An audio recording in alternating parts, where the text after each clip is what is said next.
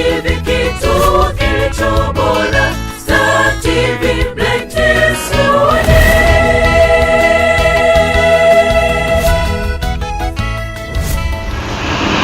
Ni matumaini yangu Jumapili yako inaendelea kuwa njema sana, na hapo umetoka kumsikiliza Stella Shao, na mimi hapa tunaendelea katika kipindi hiki cha Amka Tumsifu Mungu. Kipindi hiki kinakujia kila siku ya Jumapili kuanzia saa 12:30 hadi saa 3 kamili.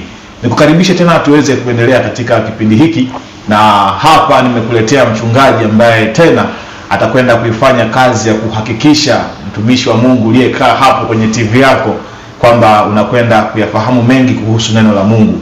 Na bado tunaendelea na mada yetu inayosema mahusiano ya mwanadamu, na siku ya leo tunaendelea na mchungaji kutoka kanisa la CAG Mto wa Uzima Igoma, mchungaji Paulo Saidi, na hapa yupo kwa ajili ya kuhakikisha katika mada hii ya mahusiano ya Mungu na mwanadamu, basi mtazamaji wangu naweza kujifunza na kuelewa vizuri mahusiano haya ya Mungu na mwanadamu. Nikwambie tu anayenifanya kuonekana hapa ni Benita pamoja na Elisha Ndaro, lakini msimamizi wa kipindi hiki ni Emmanuel Makuliga, na mimi naitwa Madoshi James. Karibu sana tuendelee katika kipindi hiki cha Amka Tumsifu Mungu kinachopatikana hapa Star TV. Mkaribisha sasa mtumishi wa Mungu mchungaji aweze kukusalimia na kujitambulisha majina yake kabisa ili uweze kumfahamu vizuri. Mchungaji, karibu sana. Asante sana. Karibu tena katika kipindi, karibu sana Star TV. Amina. Na mimi nashukuru sana kwa kupata nafasi nyingine. Kwanza namshukuru Mungu kwa kutupa nafasi hii. Kwa majina yangu naitwa Apostle Paulo Saidi au mchungaji Paulo Saidi kutokea kanisa la CAG Mto wa Uzima linalopatikana hapa jijini Mwanza, eneo la Igoma. Ya Mungu ametupa neema tena ya kuwepo leo katika ili tuendelee kujifunza maneno ya Mungu. Ya tunamshukuru Mungu kwa wale wanaofuatilia kwa kipindi hiki Amka Tumsifu Mungu. Ni kipindi kinachoelimisha na kinakupa kukufanya uwe karibu na Mungu na kupata maarifa. Kabisa. Amina. Karibu sana mchungaji, tuweze kuendelea na mada yetu hii, na ndani leo sasa ni sehemu ya 3 tupo sawa, mahusiano ya Mungu na mwanadamu. Na mwanzo tuliangalia tukaona kwamba mwanadamu ana mahusiano ya aina 2. Ndio. Kwanza tukiangalia ile mahusiano ya kiuchumba. Sawa. Sawa. Ulituonesha mahusiano ya mwanadamu aina 2, kwamba mwanadamu ana mahusiano ya mwanadamu na mwanadamu, lakini pia mahusiano ya mwanadamu na Mungu. Na leo tunaendelea na kipengele chetu hiki cha mahusiano ya mwanadamu na Mungu. Mchungaji, karibu tuongoze kwenye hiki kipengele sasa ili mtazamaji wangu anapokusikiliza aweze kupata kitu. Sawa. Amina. Ya tumejifunza habari ya mahusiano ya aina 2, mahusiano ya Mungu na mwanadamu na mahusiano ya mwanadamu na mwanadamu. Na leo tuko kwenye kipengele kile cha mahusiano ya Mungu na mwanadamu. Mahusiano ya Mungu na mwanadamu tulisema kipindi kilichopita kwamba ni mahusiano ya kwanza kwa mwanadamu, kwa sababu Mungu ndiye aliyemuumba.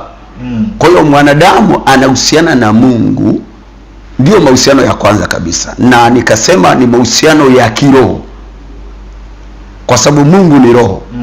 Ni mahusiano yanayojengwa na ibada kabisa, hayajengwi na vitu vingine. Na ndio maana mwanadamu wa kwanza alipoumbwa, ile sura ya 3 inaonyesha kwamba walikuwa nakutana na Mungu. Mwanadamu alikuwa anafanya ibada.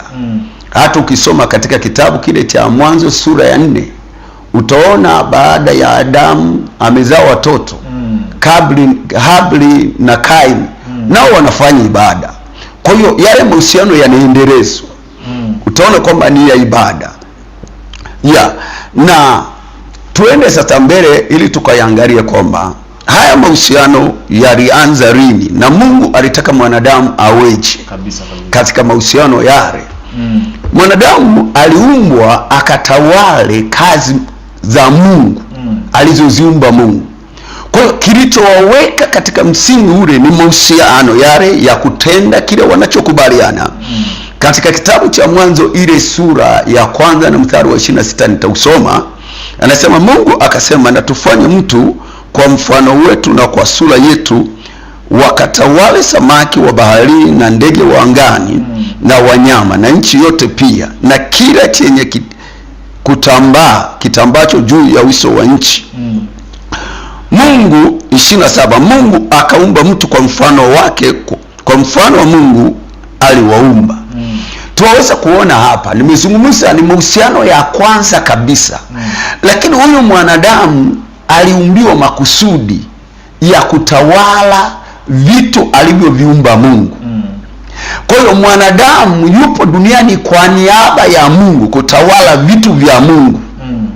Na haya mahusiano yalianza tangu alipoumbwa. Kabla hajaumbwa, Mungu anayazungumza na anamuumba, yanaendelea kusudi hizi kazi alizoziumba Mungu akamkabidhi mwanadamu ziendelee kuwa salama. Kwa hiyo yakajengwa na misingi ya ibada, kwamba wanapokutana kwenye ibada wanajadiliana, wanashirikiana katika mambo kadhaa. Ndio yaliyojengwa na misingi ya ibada. Na ndio maana tangu hapo, ile sura ya 3 mstari wa 8 utaona ibada inaendelea.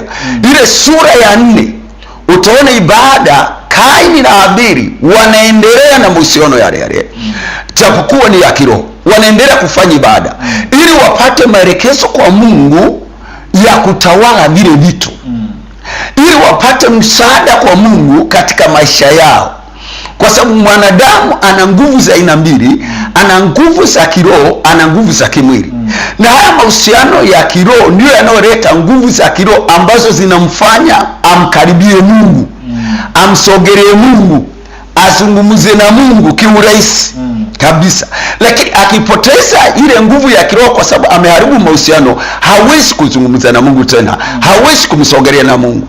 Na hapa ambacho nataka nikiongeze, ukielewa msikilizaji na mtazamaji, kwamba katika mahusiano haya Shetani ndio aliyachukia sana, kwa sababu ndio yanayompa nguvu binadamu kutawala, kumiliki na kufanikiwa sana. Ndio maana alipokuja kwenye bustani ya Eden kwa mfano wa nyoka, alichouliza ni kile Mungu alichowaelekeza. Hakuuliza mahusiano ya Adamu na Hawa, kwamba nini hapa, kuna nini? Hapana. Yeye alichouliza ni kati ya mwanadamu na Mungu, kwa sababu hayo ndio yana nguvu kwamba hayaharibu. Kwa hiyo na Shetani anapotaka kuharibu mtu, hashughuliki kwanza na mahusiano ya mtu na mtu, anashughulika na mahusiano ya mwanadamu na Mungu, ili yaharibike, iwe rahisi kumharibu huyu mwanadamu, iwe rahisi kumtesa huyu mwanadamu. Kwa sababu akishapoteza yale mawasiliano yake na Mungu, tayari ameshapotea. Ndio maana alichokiuliza pale kwamba eti Mungu amesemaje? Je, amewaruhusu mule miti yote ya bustanini? Hakuuliza Adamu, wewe Hawa, Adamu amekwambia nini? Aliuliza eti Mungu anamesemaje? Maana anachokitafuta ni mahusiano ya Mungu na mwanadamu yaharibiki. Kwa mahusiano ya Mungu na mwanadamu yakiharibika, mchungaji, kwa sababu tunaona kwamba baada ya mahusiano ya Mungu na mwanadamu kuharibika, pale ndo uharibifu kaanza kutokea. Yaani kabisa, yakiharibika uharibifu unatokea. Kwa hiyo Shetani anaanza kwanza kumpiga mtu huku ili kuharibu mahusiano mengine. Na hii inayozungumza hata kipindi cha Samsoni, hawakumweza bila kuharibu mahusiano yake na Mungu. Hebu tuoneshe kivipi hapo mahusiano ya Samsoni na Mungu yalianza kuharibiwa kwanza. Yaani hasa kuharibiwa alipotoa siri, kwa sababu yeye alikuwa mnadhiri na alikuwa ameambiwa ya kwamba asikate nywele. Hiyo ndio siri yake. Kwa hiyo siku zote wakati wanapigana na Wafilisti, aliwashinda kwa sababu alitunza ile agano lake na Mungu. Alipolitunza, Mungu akawa pamoja naye. Kwa hiyo kila maadui walipokuja hawakumweza, kwa sababu ya mahusiano yake na Mungu yako vizuri. Na ndio kilichoumiza kichwa siku zote ni kutafuta siri ya nguvu zake. Inatoka wapi ya kutupiga, ya kutushinda, ya kutuonea? Kwa hiyo kumbe Samsoni kabla hajatolewa macho kwanza, ni alianza kwanza kuharibu haya mahusiano yaliharibika. Sawa. Sasa nimwambie mtazamaji wangu, kama kuna ujumbe mtazamaji na unatamani kutuma, kuna swali unataka umuulize mchungaji, kuna chochote ambacho unataka mchungaji akusaidie kukielewa vizuri, unaweza kutuma ujumbe wako. Tafadhali usipige simu, tuma ujumbe kwa namba ya 0655 77 07 96, 0655 77 07 96. Tuma ujumbe wako kupitia namba hiyo na mchungaji atakielewesha hicho kitu ambacho utakuwa haujakielewa. Tafadhali usipige, ila tuma ujumbe. Mchungaji, tuendelee sasa. Nataka nisome hapa. Mfano kipindi Danieli anaishi Babeli. Alicholinda sana ni mahusiano yake na Mungu. Na walipotafuta sababu kila sehemu kumwangamiza, ilishindikana. Kwa sababu ya mahusiano yake na Mungu yalikuwa vizuri. Na ilitengeneza hata mahusiano yake na watu yakawa vizuri. Ndio maana hata yule mfalme wa Babeli aliazimwa amweke juu ya mambo yote. Kwa sababu amekuwa mwaminifu kwa Mungu na amekuwa mwaminifu kwa watu. Lakini walipotafuta kumzuru, nikisoma hapa, walitafuta kwanza kuharibu mahusiano ya Danieli na Mungu. Tuoneshe kabisa kiundani. Okay.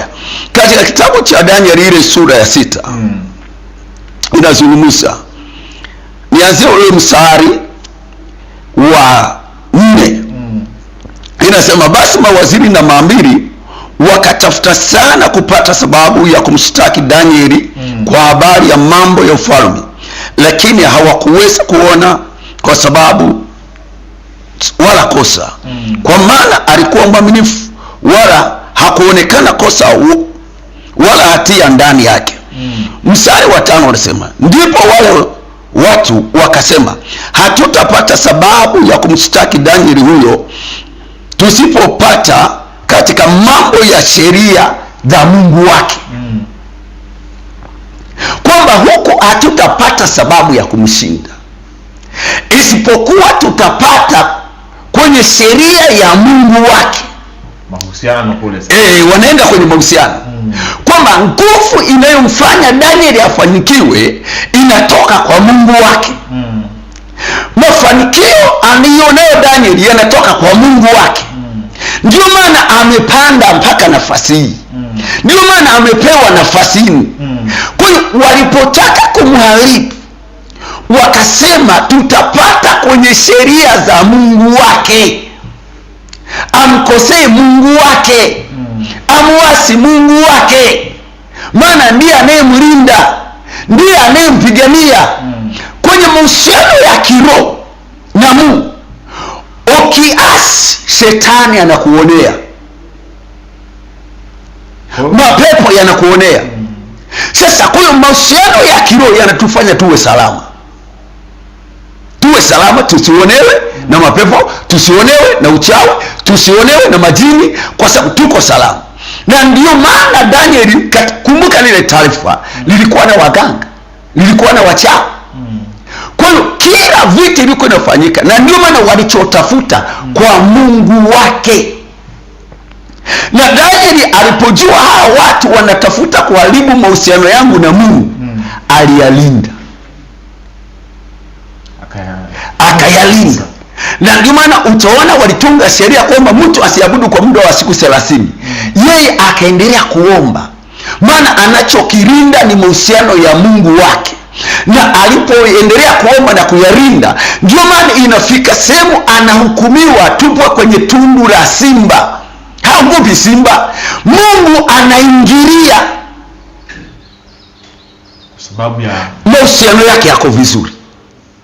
Na ndio maana Biblia inasema, ujapopita katika bonde la uvuli wa mauti, sitaogopa mabaya. Daudi anasema, maana Mungu yuko pamoja nami.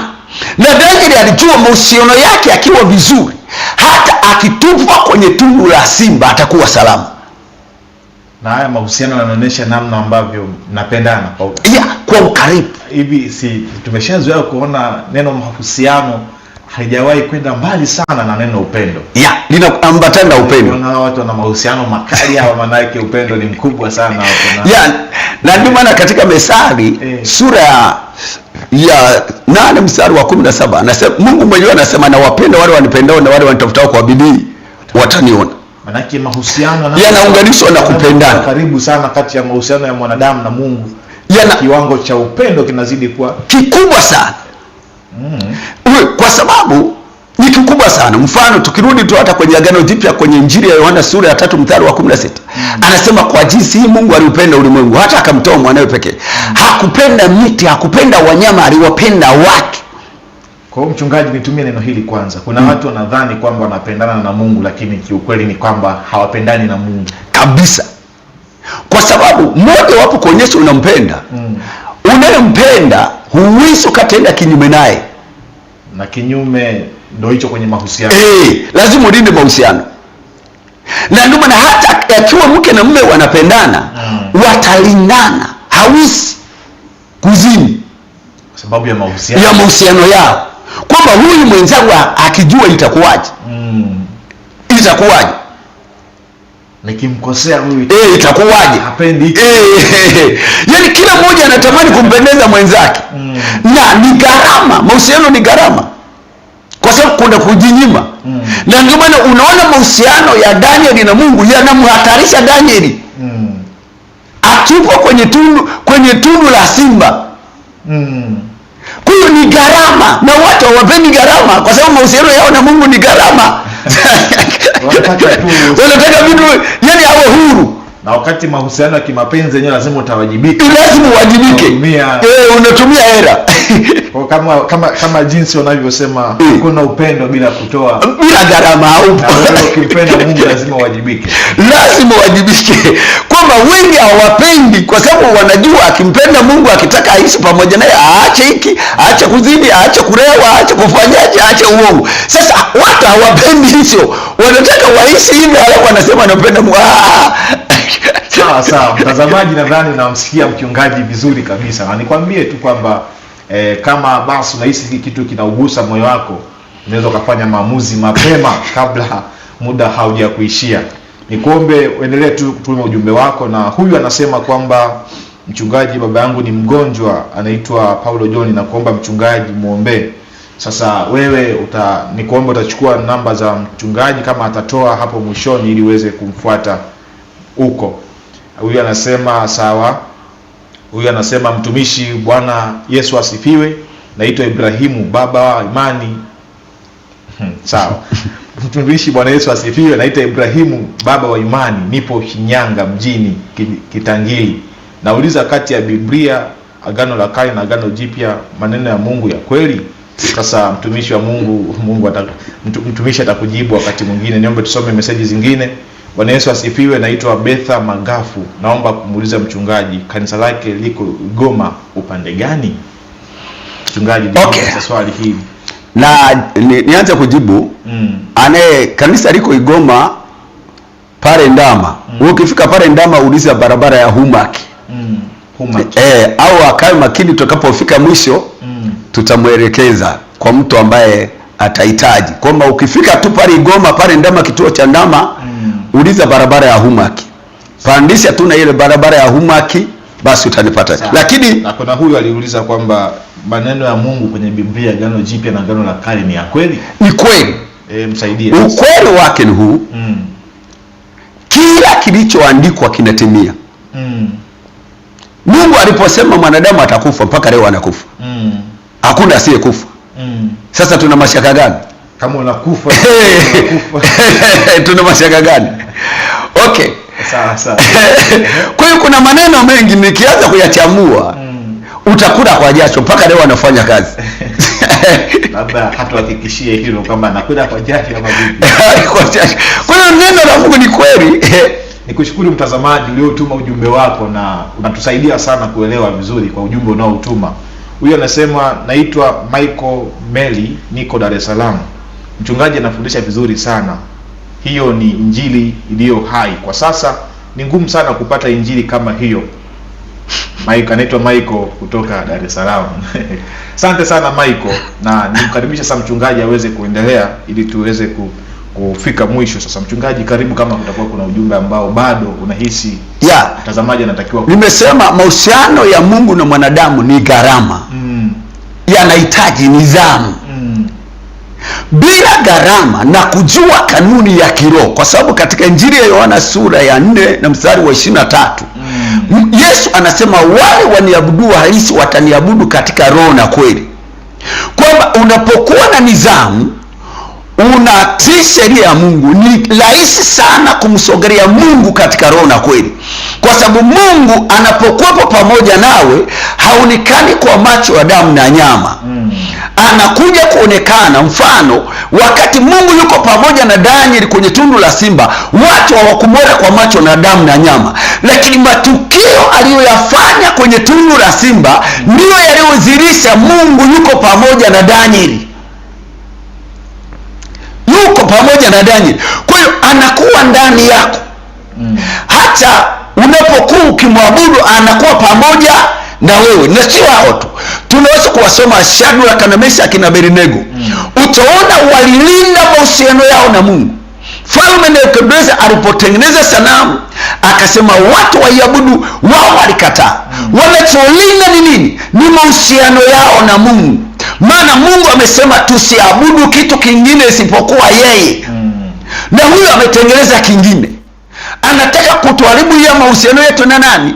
Na Mungu. Wanabaki kwenye msingi, wanahukumiwa ya kutupwa kwenye tanuru la moto, lakini wanayarinda yale mahusiano kwa kukubali. Na ndio maana nimesema ni gharama. Ndio wao wanakataa kula chakula kizuri,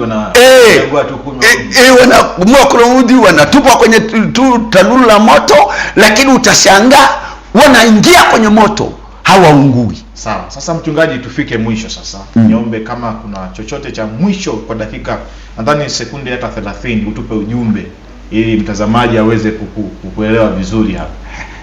Niseme tu kwamba mahusiano ya Mungu na mwanadamu ni gharama. Mwanadamu lazima ukubali. Ni kama Ibrahimu alikubali kumfuata Mungu kwa gharama yoyote, kutoka kwao kwenda mpaka Mungu alikomwelekeza kwenye nchi nyingine, sio kwao. Kwa ni gharama. Sawa. Na mtu akitaka sasa kukupata ili ajifunze kwako zaidi, anaweza kukupata vipi mchungaji? Mtu akitaka kunipata, mfano kwenye mitandao ya kijamii, kuanzia Facebook unajulikana kwa Paulo Saidi. Sawa. TikTok Paulo Saidi. Lakini Instagram na kwenye Paulo Saidi. Basi ukitaka zaidi kwa namba ya simu, naomba uchukue hii namba ya Voda 0762 02 04 49. Na irudia tena 0762 02 04 49. Ukipiga hiyo utanipata mwenyewe, lakini sasa hivi kama usipige, bado tuko hewani hapa. Baadaye unaweza ukapiga baada ya dakika kama 5 au ukatuma ujumbe. Mimi nitakujibu kabisa, utaongea na mimi na nikukaribishe tu. Mfano yule aliyeuliza kanisa liko wapi, liko hapo Ndama. Napenda nikukaribishe tu, kwa sababu ninapotoka hapa naelekea kanisani hapo Ndama. Kwa hiyo unaweza ukachukua hiyo namba ukanipigia na tutaongea, nitakuelekeza. Hata kama una changamoto, karibu sana. Piga hiyo namba, tutaongea. Na Mungu akubariki sana. Amina sana. Mtazamaji, nikushukuru kwa kuendelea kuwa nami kuanzia mwanzo mpaka hapa tunapoishia, lakini sio mwisho wa kipindi hiki. Tunaenda mapumziko mafupi na baadaye tutarejea. Nikwambie tu, mahusiano yoyote yana gharama, na mchungaji ametuonesha hilo. Kubali kugharimika kwenye mahusiano ambayo unahusiana nayo. Mahusiano ya wanadamu na Mungu yana gharama. Tunaenda mapumziko mafupi, tutarejea. Usikose kutazama kila siku ya Jumapili asubuhi. Njoo pamoja tumshangilie Mungu wetu kwa mema anayotutendea kila siku. Utasikia neno la Mungu na shuhuda nyingi zinazotutia nguvu.